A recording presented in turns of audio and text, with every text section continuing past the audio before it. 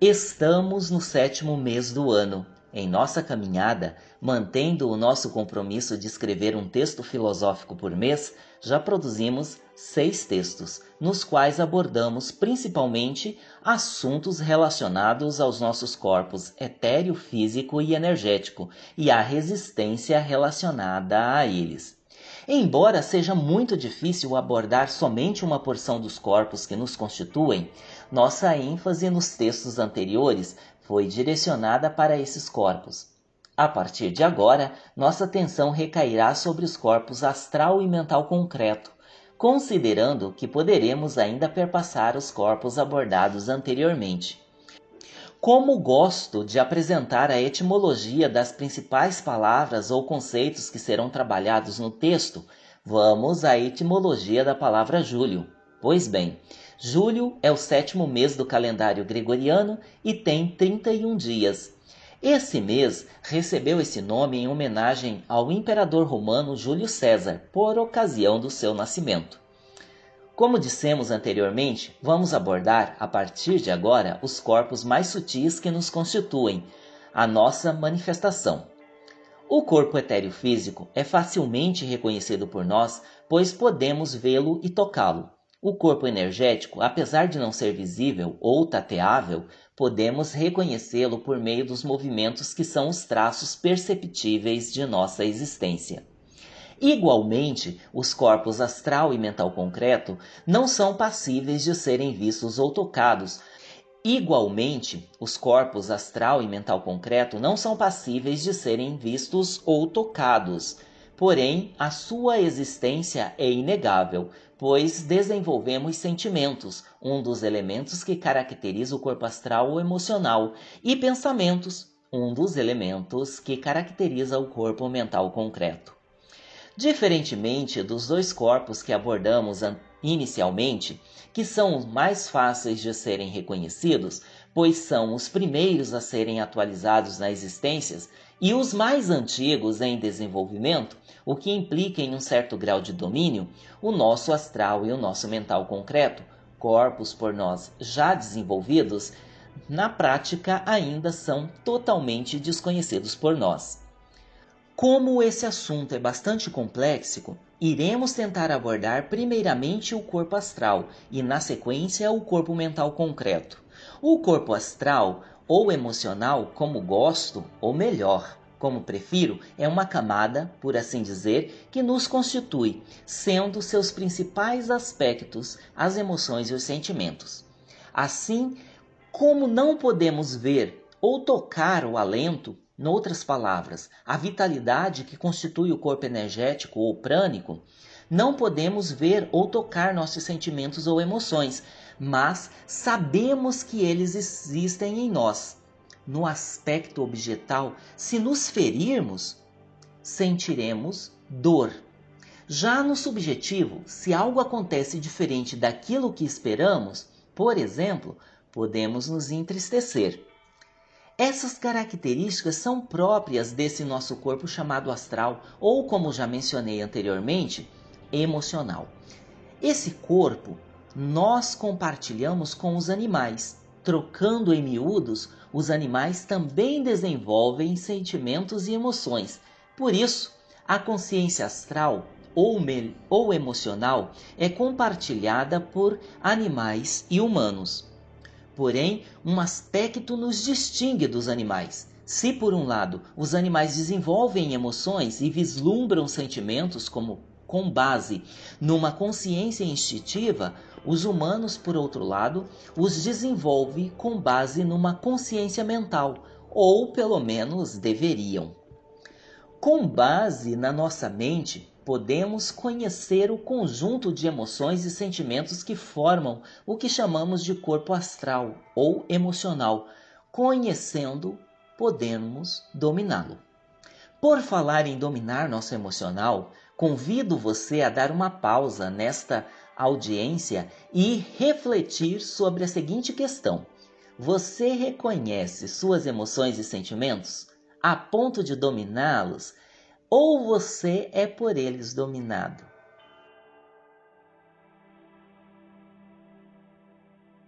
Agora que você já fez sua reflexão sobre a pergunta que fizemos, você talvez já tenha a dimensão do quão difícil é responder uma questão como essa, que aparentemente é simples. No entanto, responder a esta questão implica em uma certa profundidade sobre a nossa própria identidade. Infelizmente, o nosso tempo não nos propicia ferramentas para que possamos nos conhecer, a fim de que possamos distinguir o que são as nossas emoções e os nossos sentimentos e o que são as emoções e os sentimentos de massa, que nos chegam por meio dos recursos midiáticos e dos aparelhos de Estado. Você deve estar surpreso com a afirmação que fizemos no parágrafo anterior. Infelizmente, quando não refletimos sobre quem somos, quando não pensamos sobre quem queremos ser, somos pensados pelas massas. Abro aqui um parêntese para explicar que temos pelo menos 3 atributos da consciência, sendo eles identidade, percepção e manifestação. A identidade é o aspecto que irei abordar aqui. Em relação à identidade, o despertar da autoconsciência gera identificações, que também pode ser chamadas de apego ou egocentrismo. Em relação à percepção, a partir de um campo mórfico individual, no qual os pensamentos, os sentimentos e as reações se individualizam e particularizam, é gerado um campo de respiração próprio e auto-isolado.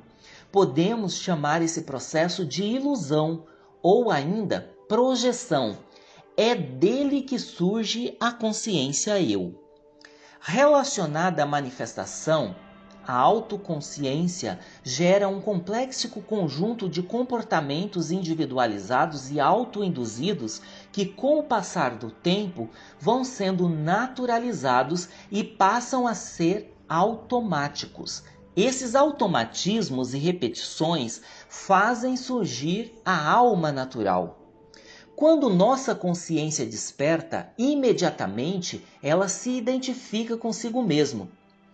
A partir daí, ela atualizará nosso corpo etéreo físico, que, em termos de desenvolvimento, é o nosso corpo mais antigo. Na sequência, o corpo energético será atualizado. Seguidamente, o corpo emocional é atualizado e então o nosso processo mental começa a ser atualizado e desenvolvido. Assim, é natural que nossas emoções e sentimentos nos dominem. Porém, isso não significa dizer que o domínio deles nos conduzirá à primavera da natureza humana. Muito pelo contrário, seremos levados constantemente ao inverno humano, para que possamos despertar e fazer o trabalho interno de reconhecimento das emoções e sentimentos com a finalidade de dominá-los. Isto pode parecer, para alguns, uma tarefa simples de realizar. Se a concebemos superficialmente, realmente será fácil. Mas se formos realizar a tarefa do reconhecimento de forma mais profunda, com comprometimento e com lealdade para com a nossa essência, ela por certo se tornará uma atividade extremamente complexa e difícil de ser realizada. Além das características apontadas anteriormente, podemos afirmar que, ao nos comprometermos com o reconhecimento e o domínio de nossas emoções e sentimentos, a má resistência atuará de forma contundente para manter o status das coisas em nossos corpos. Isso porque não somos, ao longo da nossa vida, instruídos a filtrar nossas emoções e sentimentos. Sequer nos é dito que podemos desenvolvê-los. Na verdade, na maioria das vezes, nos tornamos solos infértil para desenvolver emoções e sentimentos próprios. Desta forma, vamos enchendo o nosso emocional de emoções e sentimentos que colhemos no meio. Com isso, vamos matando o nosso potencial de criar. O Kybalion afirma que em tudo há dois gêneros, um que cria e o outro que gera. Assim, por preguiça ou incapacidade de criar emoções e sentimentos próprios, matamos nosso gênero criador e enchemos o nosso gênero gerador com sementes que buscamos fora de nós. Vale lembrar da parábola do ovo do cuco. O cuco é um pássaro que não constrói ninhos. Ele espera aves construtoras saírem do seu ninho e, na sua ausência, põe seus ovos ali.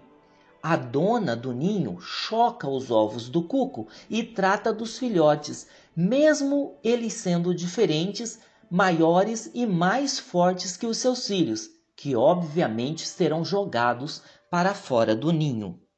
Assim nós somos.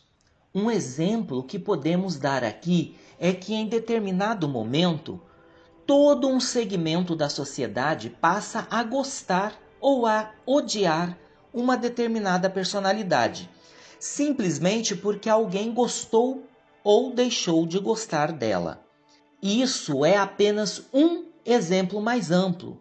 Num sentido mais restrito, no cotidiano, por exemplo, somos muito susceptíveis aos aspectos da vida exterior. Quando não temos um gênero criador forte e ativo, basta que alguém na nossa família, escola, trabalho ou igreja nos diga que fulano ou bertano não é afeito a nós, para que a gente coloque a nossa consciência nisso. Não demora muito, estamos cheios de más emoções e maus sentimentos relacionados ao fulano ou ao bertano. Basta um simples cumprimento não respondido para julgarmos que o leve trás, como se diz em bom cuiabanês, tinha razão. Desenvolver emoções e sentimentos próprios demanda o trabalho interno de autopercepção e autoconhecimento. Olhar para uma dor não física, para uma emoção, para um gosto, para um sentimento e conseguir questioná-lo e avaliá-lo se ele é próprio ou não, definitivamente não é algo fácil de se fazer. Normalmente, deixamos a inércia, debilidade que é própria do corpo etéreo físico, nos vencer. E é claro que o emocional vai amar a nossa apatia. Todo tipo de argumento e má resistência serão gerados pela nossa mente para justificar isso. Não nos preocuparmos com a autonomia do nosso corpo emocional é extremamente danoso, pois, além de gerarmos emoções e sentimentos alheios, passamos também a alimentar esse corpo com a comida tóxica.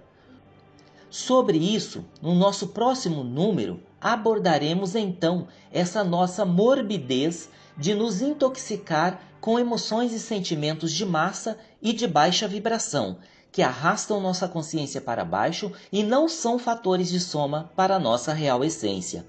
Para finalizar, resta-nos deixar um conselho. Diz a filosofia que aquele que não pensa quem é, por certo é pensado pelas massas.